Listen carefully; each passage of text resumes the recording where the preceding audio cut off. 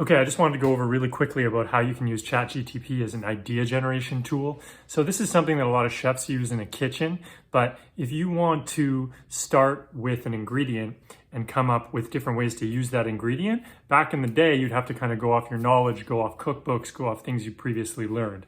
ChatGPT is really powerful because you can say, give me 25 variations of a baked potato, and you'll get one that has add salsa and sour cream, add bacon and brown butter, add, chili con carne, whatever it needs to be. It will give you 25 different versions just like that, and you can come up with whatever dish you want to from that. Another simple example, like give me 25 ways to use bacon.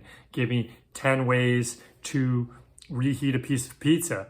Give me 5 different combinations of mac and cheese. So you can start thinking about it from a perspective of, okay, I have a meal that I want to make in my mind, and I want to quickly get some ideas about things that I can do that might be a little bit different, that might be a little more creative. And this really goes to one thing that's very important in cooking, which is variations on standard dishes that you enjoy is what's going to keep you cooking longer. If you really like something like mac and cheese, or you really like rigatoni, or you really like salads that have a base of kale, then making iterations off those dishes from a place where you already enjoy them is really, really important. And it's really important if you're cooking for a family or if you're cooking for friends. You can basically keep using the same base dish and editing it and editing it and editing it. Much like when you're at Sweetgreens or something, you'll see you can get the same salad, but change the toppings just a little bit, and you can eat that a couple times a week. So when you're using ChatGPT, think of the dish you want to make and literally write 10 ways to blank. You can also talk to it like you would a person. So maybe the follow-up prompt would be, make it more creative. Do something out of the ordinary. And you'll get responses that are catered to the information you provide. So you might get more kind of off the wall. You might end up with, say, the baked potato example.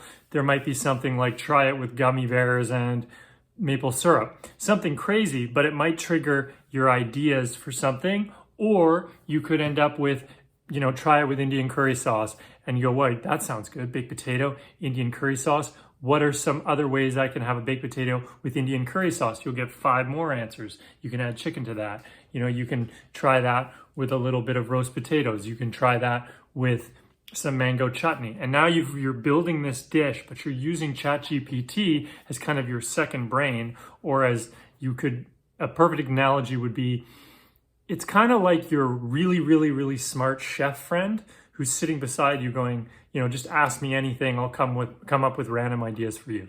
So that's a very useful way to utilize ChatGPT or any AI to really, really keep things more interesting in the kitchen, which is gonna keep you cooking longer and make the whole thing more enjoyable. Cheers.